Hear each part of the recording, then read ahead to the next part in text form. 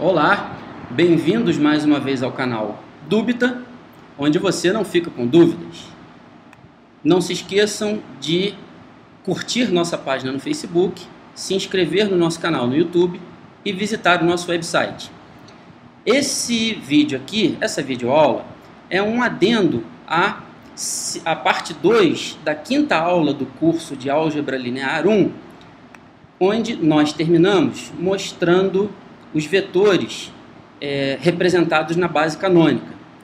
Aí, nessa videoaula aqui, nós vamos mostrar como esses vetores, o vetor 4, 5, foi gerado para aparecer na base canônica. Então, lembrando, a base A do exercício era a base formada pelos vetores de componentes 1, 2 e o outro de componentes menos 1, menos 1.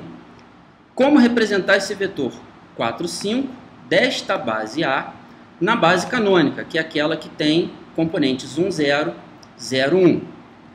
Primeiro, a gente sabe que para fazer a transformação para a base canônica, o vetor UC, que seria o vetor U representado na base canônica, vai ser igual a 4 vezes, que é a primeira componente do vetor U, multiplicado pelo primeiro vetor que forma a base, o vetor 1, 2. Mais 5 vezes, que é a segunda componente de U, multiplicada pelo segundo vetor que forma a base, o vetor menos 1, menos 1. Então, nós vamos mostrar aqui como esses vetores são gerados, o efeito de se multiplicar um vetor por um escalar e depois o efeito da soma. Então, eu vou carregar aqui o pacote plot do Maple, que é o pacote que contém todos os comandos de geração de gráficos, e vou definir como A1 e A2 os vetores de componentes 1, 2 e menos 1, menos 1. E em seguida eu executo o comando display, que vai fazer com que esses vetores sejam exibidos. Aqui estão.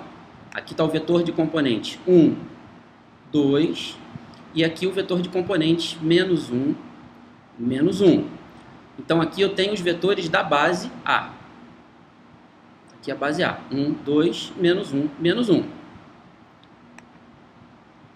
Agora, eu vou criar dois vetores aqui, A3 e A4, como sendo 4 vezes o primeiro vetor. Então, 4 vezes 1, 4. 4 vezes 2, 8. 4, 8. E o segundo vetor, 5 vezes menos 1, menos 1. Menos 5, menos 5. E vou agora, depois de gerar os dois, eu vou fazer o gráfico dos 4, A1, A2, A3 e A4, os 4 juntos. Reparem que aqui nós temos o vetor de componentes 1, 2, que multiplicado pelo escalar 4 se torna o vetor de componentes 4, 8. Ou seja, quando multiplicamos um vetor por um escalar, na sua representação aqui no R2, né, no espaço euclidiano R2, nós temos um vetor de mesma direção, mesmo sentido, só que, nesse caso, 4 vezes maior do que o vetor original de componentes 1, 2. E a mesma coisa para o menos 1, menos 1, que ao ser multiplicado por 5, se tornou o vetor menos 5, menos 5. Também um vetor colinear ao menos 1, menos 1. Tá? Tem a mesma direção e mesmo sentido. E agora eu vou representar essa soma aqui, que a gente sabe que vai ser igual a quê? 4 vezes 1, 4, menos 5, menos 3. 4 vezes 2, 8. 8 menos 5. Aliás, perdão, aqui dá menos 1. E aqui embaixo, 4 vezes 2, 8. Menos 5, 3. Então, menos 1 e 3 é o vetor que eu estou chamando de A5. E agora eu vou fazer o gráfico de todos eles juntos. O A5 vai ser a soma deste vetor com este aqui. É esse vetor que está em verde.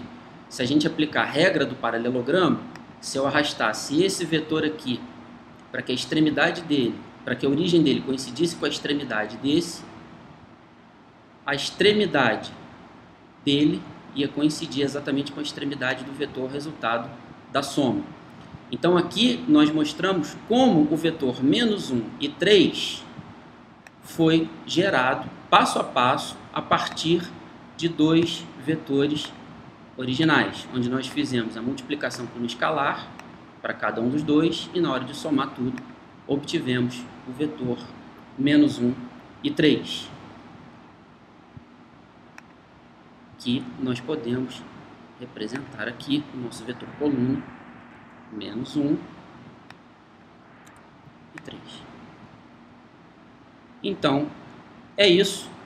Fiquem sempre ligados no canal Dúbita. Qualquer dúvida, ilustrandas@gmail.com e conte conosco.